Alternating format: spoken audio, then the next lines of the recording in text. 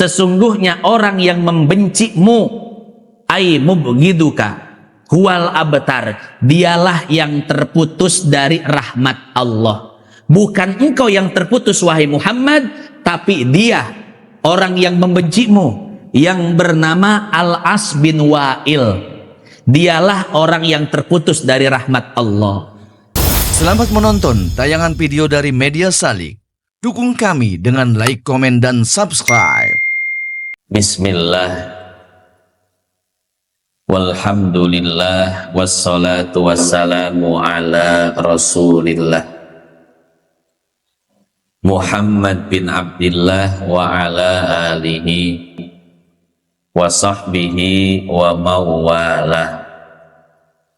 Qala ta'ala, yarfa'illahu alladhina amanu minkum walladhina utul ilma darajat.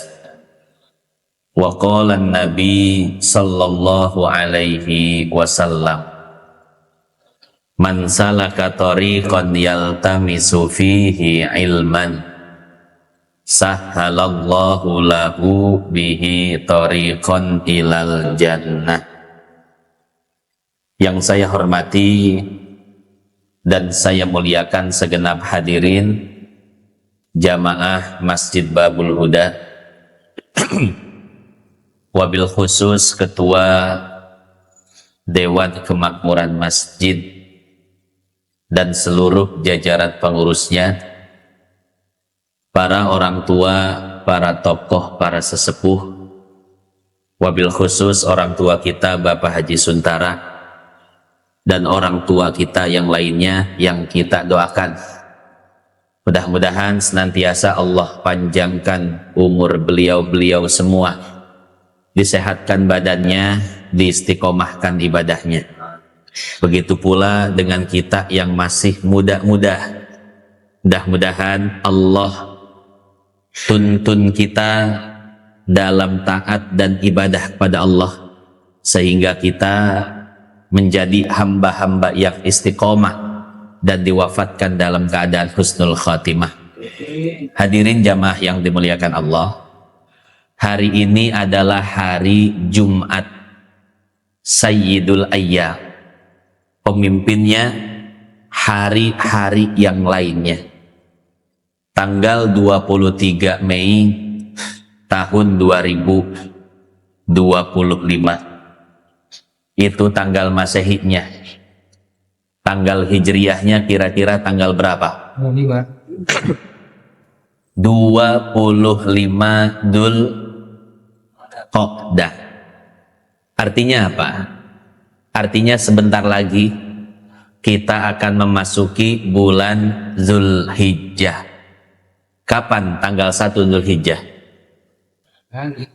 Hari Rabu. Sekarang Jumat, Sabtu, Ahad, Senin, Selasa, Rabu itu adalah tanggal 1 Zulhijjah.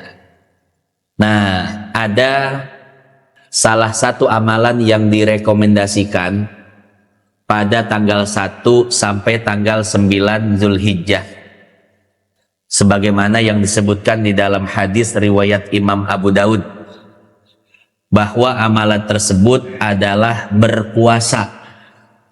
Jadi sunnah berpuasa dari tanggal 1 Zulhijjah sampai tanggal 9. Hadis riwayat Imam Abu Daud.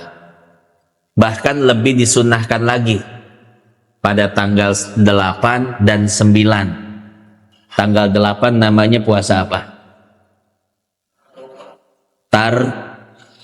Tarwiyah. Tanggal 9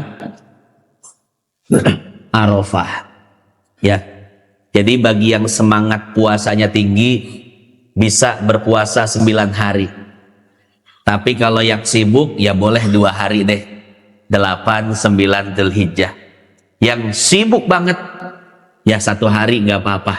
Tanggal 9 Dzulhijjah, puasa Arafah saja. Atau bahkan tidak puasa pun tidak jadi masalah, karena hukumnya hanya sunnah. Tapi sayang, 1000 sayang, karena di dalam hadis sahih riwayat Bukhari Muslim, bahwa 10 hari pertama di bulan Dzulhijjah adalah hari yang paling afdol untuk kita beramal soleh, memperbanyak sholat sunnah, sedekah, baca Quran, zikir, dan amal-amal soleh yang lainnya. Itu di 10 hari pertama Dzulhijjah. Tapi puasanya hanya boleh sampai tanggal 9 saja. Tanggal 10 nggak boleh puasa. Orang-orang lagi pada nyatet, dia mah di pojokan aja. Pak Haji nggak ikut nyatet, enggak. Kenapa? Puasa. Nggak boleh.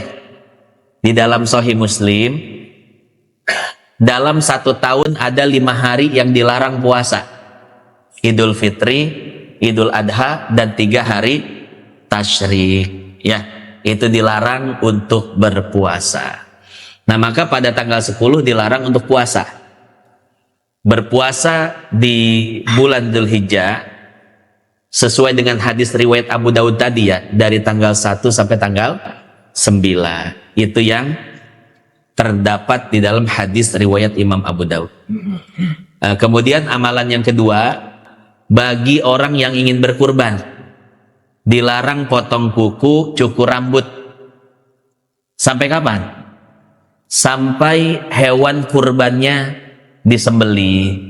Jadi larangan potong kuku, cukur rambut hanya berlaku bagi yang ingin berkurban. Adapun yang tidak berkurban tidak jadi masalah. Tidak ada larangan untuk potong kuku, cukur rambut. Kapan dimulainya? Dimulainya dari tanggal 1 Dzulhijjah. Dari tanggal 1 sampai dengan hewannya disembeli. Ini sesuai dengan hadis riwayat Imam Muslim. Apabila tiba bulan Dzulhijjah dan kalian ingin berkurban, maka janganlah potong kuku, cukur rambut sampai engkau menyembeli hewan kurban kalian. Ya, itu 2 amalan tuh. Yang pertama puasa, yang kedua tidak mencukur rambut, memotong kuku sampai menyembeli hewan kurbannya.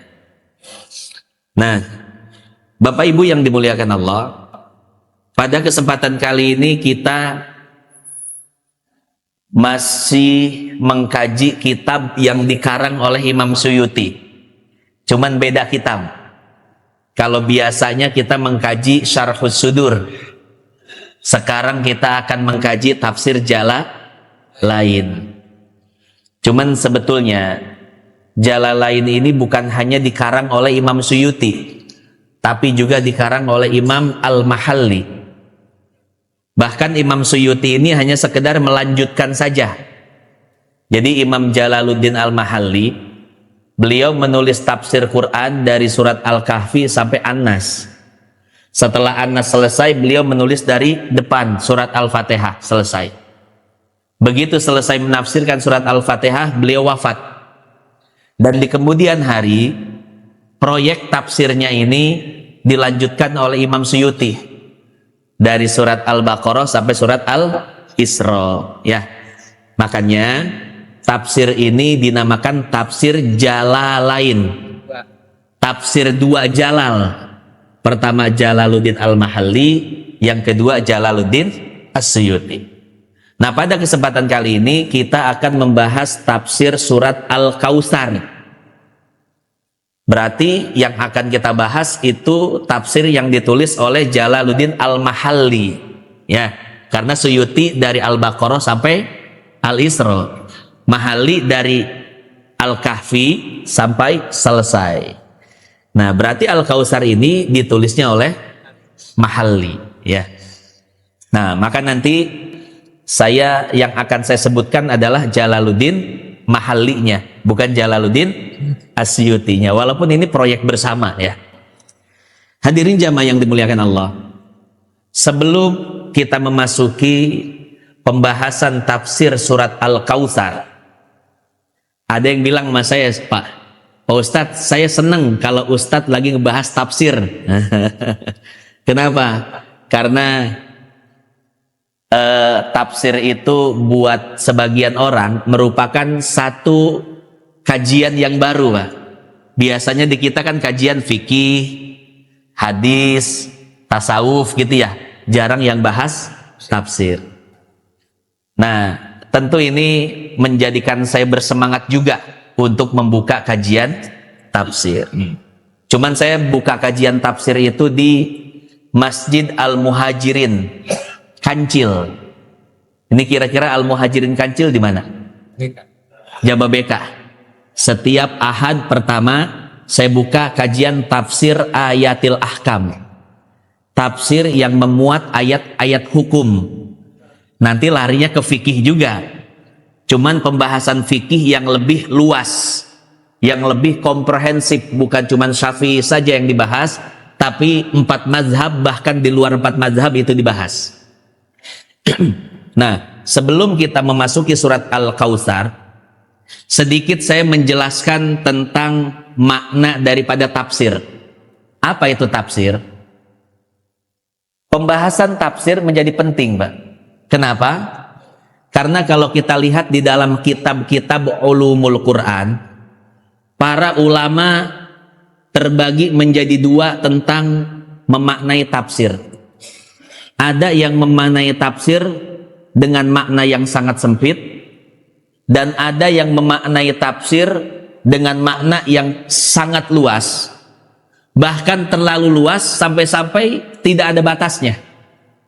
Maka di sini saya akan menyimpulkan dan mengambil jalan tengah agar pemahaman tafsir ini komprehensif, tidak terlalu sempit, tidak terlalu luas, al-jami al-mani. Nah, pertama, kita bisa lihat di dalam kitab Mafhumut Tafsir wa Ta'wil wal Istinbat wal Mufassir. Ini dikarang oleh Syekh Musa'id bin Sulaiman At-Tayyar. Beliau memaknai tafsir dengan pengertian yang sangat sempit. Jadi tafsir menurut beliau adalah menjelaskan makna eksplisit Al-Quran.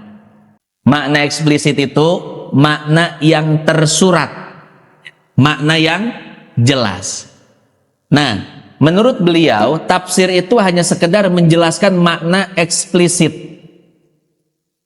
bukan makna implisit. Artinya apa? Makna implisit atau makna yang tersirat itu tidak termasuk dalam kategori tafsir. Tapi beliau mengkategorikan makna tersirat sebagai istinbat. Jadi ada tafsir, ada istinbat. Itu beda. Kata beliau, tafsir itu sekedar menjelaskan makna eksplisit, sementara yang menjelaskan makna implisit itu namanya istinbat. Makanya tafsir isyari yang dilakukan oleh para sufi itu termasuk daripada istinbat, bukan daripada tafsir. Ini menurut beliau. Maka kalau kita lihat tafsir versi beliau ini maknanya sangat sempit sekali ya. Jadi hanya sekedar makna eksplisit saja, makna tekstual saja ya. Adapun makna implisit, makna tersirat itu tidak termasuk tafsir. Nah, berbanding terbalik dengan beliau yaitu Syekh Ibnu Ashur. Beliau ini ahli tafsir kontemporer. Saya punya kitabnya di rumah, At-Tahrir wa Tanwir. Atau kebalik ya, At-Tanwir wa Tahrir. Kurang lebih gitu ya. At-Tahrir wa Tanwir itu kitab tafsir beliau. Nah, di dalam tafsirnya beliau memaknai tafsir dengan sangat luas. Kata beliau, tafsir itu bukan sekedar makna eksplisit, tapi juga makna implisit. Cuman beliau tidak membatasi sampai mana makna implisit yang masuk kategori tafsir. Sehingga pemaknaan tafsir menurut beliau itu sangat luas sekali. Tafsir sufi masuk, tafsir teologi masuk, tafsir saintifik masuk. Nah, makanya kitab-kitab ensiklopedia tafsir yang besar-besar seperti Mafatihul Ghaib karangan Imam Fakhrur Razi, atau Al-Jami' li Ahkamil Quran karangan Imam Al-Qurtubi, dan kitab-kitab tafsir yang berjilid-jilid bahkan puluhan jilid itu termasuk dalam kategori tafsir. kalau menggunakan pengertian Imam Ibnu Ashur. Nah, tapi saya dalam penelitian disertasi saya, program doktoral saya S3, saya menyimpulkan dan mengambil jalan tengah, ya, bahwasanya yang namanya tafsir adalah menjelaskan makna eksplisit Al-Quran dan mengungkap makna implisitnya yang masih terkait dengan lafadznya. Nah, ini sebagai jalan tengah daripada dua definisi dan dua makna tafsir tersebut, ya. Nah, saya menyimpulkan hal tersebut berdasarkan konsep dalam ilmu semantik.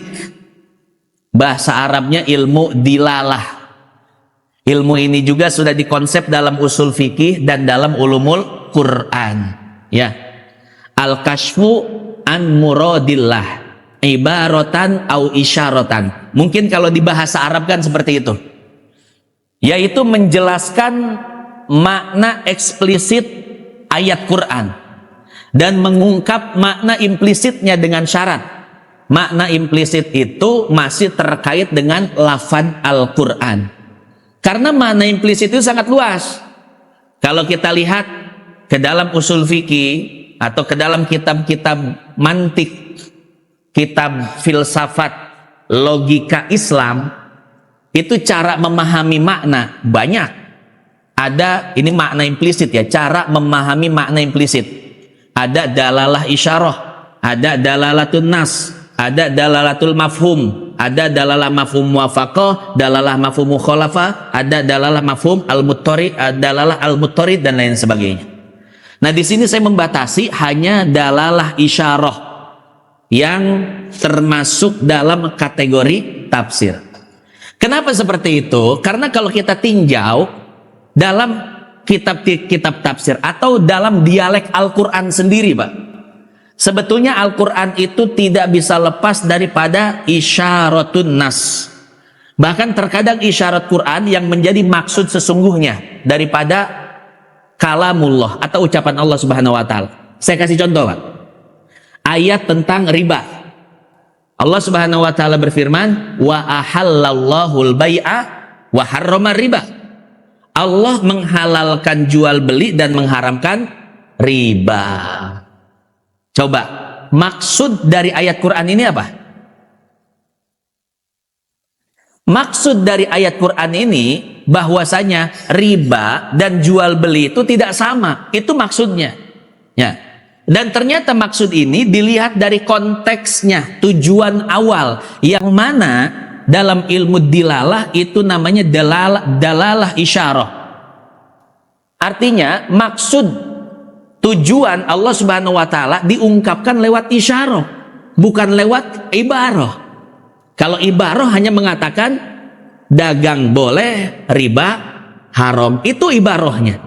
Tapi isyarahnya bahwasanya dagang dan riba itu sesuatu yang beda. Karena di ayat sebelumnya orang-orang kafir mengatakan bahwasanya innamal bai'u mithlu riba.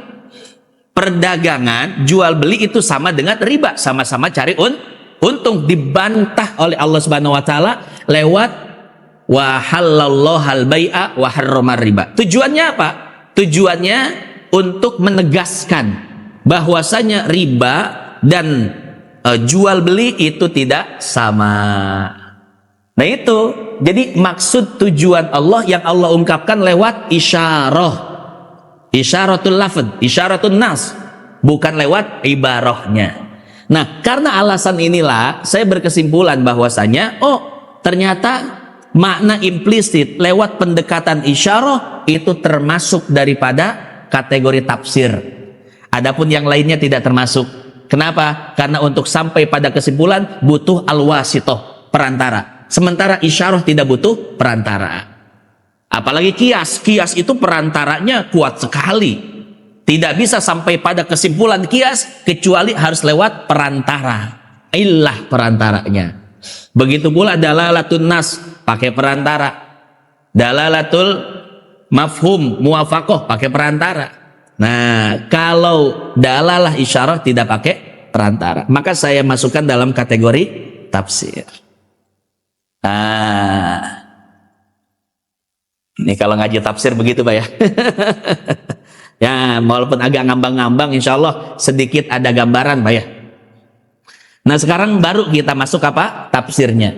Cuman ketika saya menjelaskan nanti tafsir surat Al-Kautsar, saya tidak akan menjelaskan tafsirnya saja, tapi juga akan mengeluarkan istinbatnya, beberapa fawaid daripada lafad-lafad Al-Quran dan dialektika daripada Quran.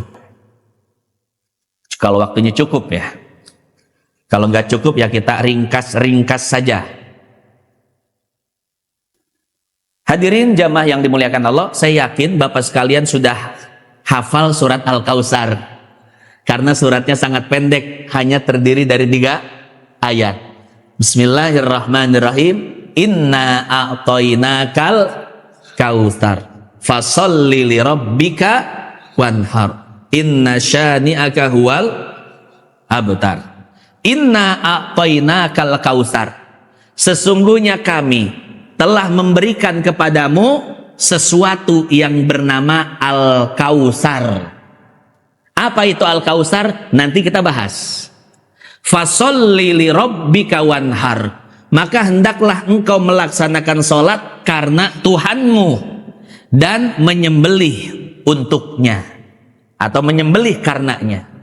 Inna syani'aka huwal abtar. Sesungguhnya orang yang membencimu itulah orang yang terputus.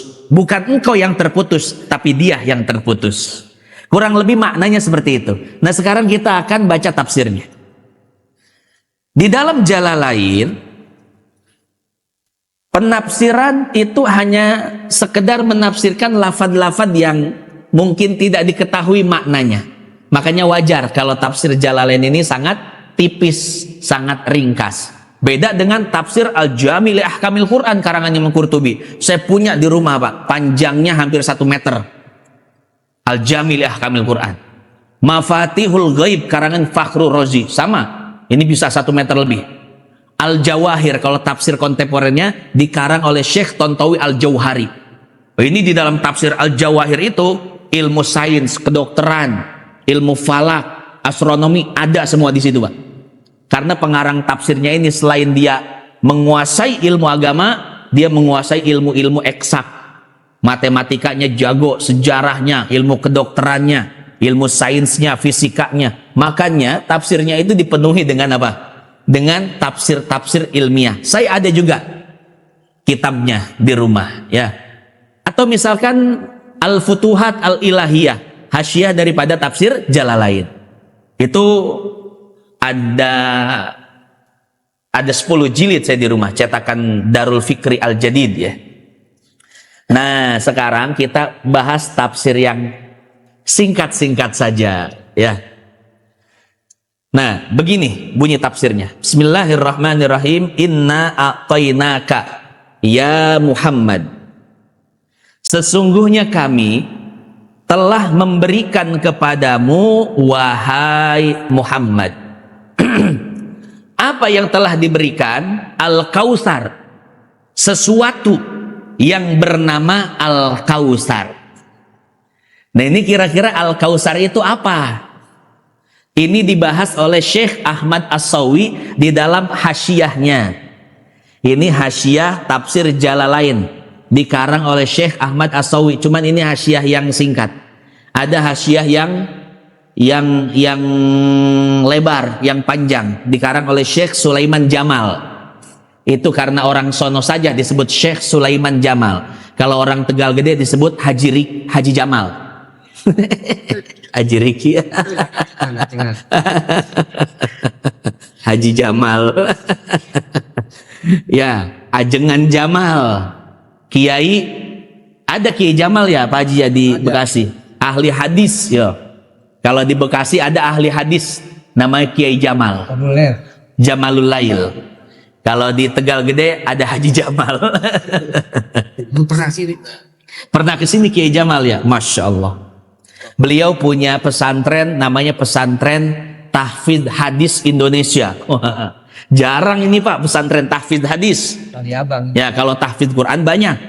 Kalau pesantren tahfidz hadis jarang sekali. Bahkan mungkin di kita beliau satu-satunya. di Kali Abang. Kali Abang mana Pak Haji? Tengah apa? Kayaknya dekat ini. Saya pernah dulu apa? Iya, Bekasi Utara ya. Bekasi Utara Pak. Dekat siapa tuh yang dulu ngajar di Tiga Gede? Ya Amin daerah situ dah. Oh, dekat daerah situ ya. Ya. Nah, apa itu Al-Kautsar? Di dalam Hasyiah As-Sawi disebutkan ada 16 makna. Jadi Al-Kautsar itu memiliki 16 makna. Nah, karena maknanya kebanyakan, maka Jalaluddin Al-Mahalli meringkas hanya 3 saja. Apa 3 makna Al-Kautsar yang disebutkan oleh Jalaluddin Al-Mahalli? Kita simak. Beliau mengatakan seperti ini. Huwa nahrun fil jannah. Al-Kautsar adalah sungai yang berada di dalam surga, yang hulu dan muaranya terbuat dari emas, dan dinding-dinding sungainya terbuat dari berlian dan yakut. Kemudian tanahnya lebih wangi dari minyak kasturi, dan airnya lebih manis daripada madu. Itulah yang disebut dengan Al-Kautsar, yaitu sungai. Itu makna pertama. Makna kedua, yang namanya Al-Kautsar ternyata bukan sungai tapi telaga. Apa bedanya sungai sama telaga, Pak? Kalau sungai ngalir, telaga tidak mengalir. Nah, makna kedua dari Al-Kautsar adalah telaga. Au huwa hauduhu taridu alaihi ummatuhu. Yang namanya Al-Kautsar adalah telaga yang satu saat nanti akan didatangi oleh umat Nabi Muhammad sallallahu alaihi wasallam. Jadi telaga itu luasnya seperti perjalanan 1 bulan. Jadi orang memutari telaga tersebut butuh waktu 1 bulan, Pak. Saking luasnya. Kemudian airnya sangat nikmat, sangat segar. Man syariba minhu, orang yang meminum dari telaga tersebut la yadmau abada, maka dia tidak akan merasakan kehausan yang sangat luar biasa. Di manakah letak telaga Kautsar? Apakah di dalam surga atau di luar surga? Maka di dalam Hasyiah As-Sawi dikatakan telaga Al-Kautsar terletak di luar surga, bukan di dalam surga. Posisinya sebelum Sirat. Jadi ketika manusia dibangkitkan dari kuburnya, maka manusia akan merasakan kehausan yang sangat luar biasa.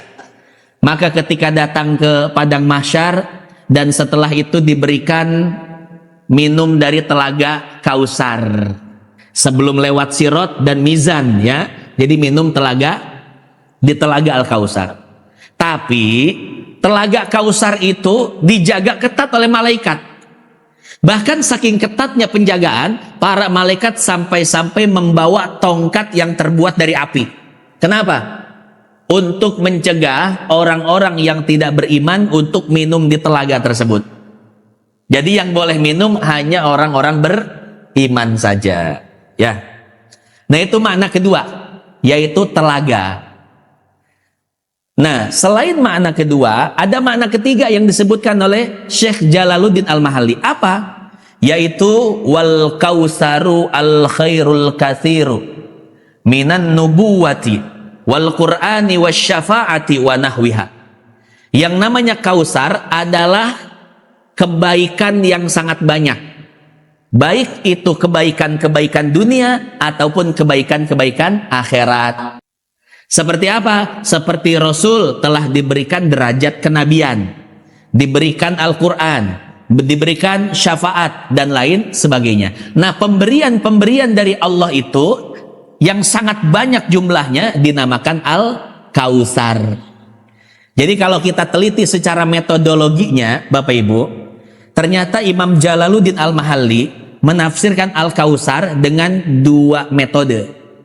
Pertama dengan birriwayah, menafsirkan dengan berpedoman pada riwayat. Itu bisa kita lihat ketika beliau menafsirkan Al-Kautsar sebagai sungai dan sebagai telaga. Itu kan dari hadis, dari riwayat. Nah, ketika beliau menafsirkan Al-Kautsar dengan kenikmatan-kenikmatan duniawi dan ukhrawi yang sangat banyak, maka beliau berpedoman atau menggunakan metode biddiroyah, dengan ijtihad dan pendapat beliau sendiri. Boleh nggak Pak pakai pendapat sendiri dalam menafsirkan Al-Quran? Sekelas beliau boleh. Tapi kalau sekelas kita, ya jangan berani-berani deh ngomong makna Al-Quran. Menurut saya maknanya apaan? Ya, jadi kalau menafsirkan Al-Quran jangan pakai pendapat saya, jangan pakai asumsi saya. Ini buat kelas-kelas kita ya. Kenapa? Karena kata Nabi, man fassarul Qur'ana bi ra'yihi falyatabawwa maq'adahu minan nar. Barang siapa yang menafsirkan Quran dengan pendapatnya sendiri, dengan pikirannya, padahal dia tidak punya ilmu, nahu, sorob, mantek, balagoh, nggak kenal. Fikih, usul hadis, ulumul Quran, usul tafsir, qawaid fikih, nggak tahu. Tapi dia berani menafsirkan Al-Quran. Kata Nabi, maka hendaklah dia bersiap-siap. Karena di akhirat sudah disiapkan baginya sebuah tempat di neraka. Jadi Pak, ada neraka khusus untuk orang tersebut. Ini udah dikasih lapak di neraka. Khusus untuk orang yang berani menafsirkan Al-Quran tanpa ilmu. Makanya Bapak kalau ditanya tentang makna ayat Quran, dah wallahu alam aja. Tanya ahlinya, tanya ustadznya, tanya kiainya. Ya, jangan menurut saya begini, jangan. Nanti terkena ancaman daripada hadis tersebut. Makanya saya nggak berani nafsirin Quran. Saya ini hanya menyampaikan tafsir Quran. Beda Pak. Kalau ulama menafsirkan Al-Quran. Kalau saya menyampaikan tafsir Al-Quran yang sudah dibuat oleh para ulama. Ya. Padahal saya tahu nahu, sorob, mantek, balagoh terbagi menjadi 3, badi, bayan, ma'ani, saya tahu. Usul fikihnya, qawaidnya, ulumul Qur'annya, hadisnya, ulumul hadisnya, jarh ta'dilnya. Tapi saya tidak berani menafsirkan Al-Quran. Ya. Nah, yang tahu aja nggak berani, apalagi yang ini hati-hati Pak. Kebanyakan yang berani nafsirin Quran itu emang orang-orang yang nggak tahu. Tidak tahu konsekuensinya. Nah, jadi seperti itu. Maka kalau ditanya tentang makna ayat Quran, kalau yang Bapak tahu dari guru, sampaikan, kata guru saya begini. Tapi kalau tidak tahu, bilang wallahu a'lam. Nah, jadi seperti itu ya. Ada tafsir bir riwayah, ada tafsir bin diroyah. Itu ayat yang pertama. Ayat yang kedua, kata Allah, fasholli li rabbika. Ini fa dalam ilmu sastra Arab namanya fa sababiyah. Artinya apa? Karena sebab aku memberikan nikmat yang banyak kepadamu, hendaklah engkau bersyukur kepadaku. Bagaimana cara bersyukur kepadaku? Sholli, hendaklah engkau melaksanakan sholat. Li rabbika, karena Tuhanmu. Sholat apa yang harus dilaksanakan? Sholat idin nahri, yaitu sholat Idul Adha. Coba Bapak sekalian, apa bedanya sholat Idul Adha dan sholat Idul Fitri? Bedanya itu, sebelum sholat Idul Fitri maka disunahkan untuk makan. Jadi habis subuh kita nyarap dulu tuh, ngopi dulu. Yang NU ngudud dulu tuh. Sunnah itu sebelum sholat Idul Fitri. Tapi sebelum sholat Idul Adha disunahkan untuk tidak mengkonsumsi apapun. Nggak makan dulu, nggak minum dulu. Sampai kapan? Sampai selesai sholat Idul Adha. Bahkan disunahkan makanan yang pertama kali masuk ke mulut itu adalah daging kurban. Jadi begitu dieksekusi kurbannya dipotong, langsung sate Pak. Waduh, yang melaksanakan sunnah. Ini Pak, yang luar biasa itu di kita ya. Di kita ini yang namanya kurban itu terkoordinasi Pak Haji. Ada panitia yang secara sukarela. Kalau di Arab, korban sendiri-sendiri di rumah masing-masing mereka nyembelih. Setelah itu mereka keluarganya yang mendistribusikan ke fakir miskin. Jadi kebersamaannya itu nggak ada. Makanya di Arab itu, ya khususnya dulu saya sempat tinggal ya di Yaman, itu kita Idul Adha pulang ke pondok tidur, ya, atau ngobrol. Masyarakat juga sama, Idul Adha setelah itu nongkrong, kumpul-kumpul keluarga, nyembelih masing-masing di rumah-rumah, selesai Pak, nggak rame. Di kita habis Idul Adha apa? Oh, anak kecil ngumpul di lapangan. Kemudian pedagang baris, ya, panitia siap ngasah golok, kemudian yang berkurban siap untuk menyaksikan, rame. Kebersamaannya itu luar biasa. Kita patut syukuri Pak, budaya, tradisi, adat, istiadat di kita. Di kita itu Pak, sesama tetangga tahu. Kalau di Arab kadang sesama tangga aja nggak tahu, nggak kenal. Ya, nah itu. Ya, mungkin itu sebagian negara ya, sebagian negara Arab. Tapi mungkin budaya di Arab yang lain sama seperti kita. Nah, fasholli li rabbika wanhar, hendaklah engkau melaksanakan sholat Idul Adha, wanhar, dan hendaklah engkau menyembelih nusukaka, yaitu hewan kurbanmu. Ini berbicara hewan kurban sudah kita jelaskan ya. Jadi apakah 1 ekor kambing untuk 1 orang atau 1 keluarga sudah kita jelaskan. Mana dulu, akikah dulu atau kurban dulu, sudah kita jelaskan. Pak Ustadz, saya kurban dari hutang, boleh enggak? Sudah kita jelaskan juga. Ya, saya kurban nazar, bagaimana konsekuensinya? Sudah kita jelaskan. Tapi kalau belum jelas atau masih ada yang ingin ditanyakan, nanti setelah selesai pengajian kita buka sesi pertanyaan. Ayat terakhir, wa inna syani'aka, sesungguhnya orang yang membencimu, ay mubghiduka, huwal abtar, dialah yang terputus dari rahmat Allah. Bukan engkau yang terputus wahai Muhammad, tapi dia orang yang membencimu, yang bernama Al-As bin Wa'il. Dialah orang yang terputus dari rahmat Allah. Karena Al-As bin Wa'il ini ngatain Nabi Pak. Ketika Al-Qasim itu anak Nabi, anak laki-laki wafat, maka Al-As bin Wa'il ini ngatain Nabi, hei Muhammad, antal abtar, engkau itu orang yang terputus. Karena orang Arab itu sangat bangga dengan anak laki-laki, ya. Anak laki-laki itu sebagai penerus daripada perjuangan orang tuanya. Maka ketika Nabi SAW anaknya wafat, beliau dikatain bahasa Indonesia yang bakunya apa? Dicaci gitu ya. Ya, beliau itu dicaci ya oleh Al-As bin Wa'il. Hei Muhammad, engkau orang yang terputus, tidak punya keturunan, tidak punya penerus. Kenapa? Karena anak laki-lakimu wafat, meninggal dunia.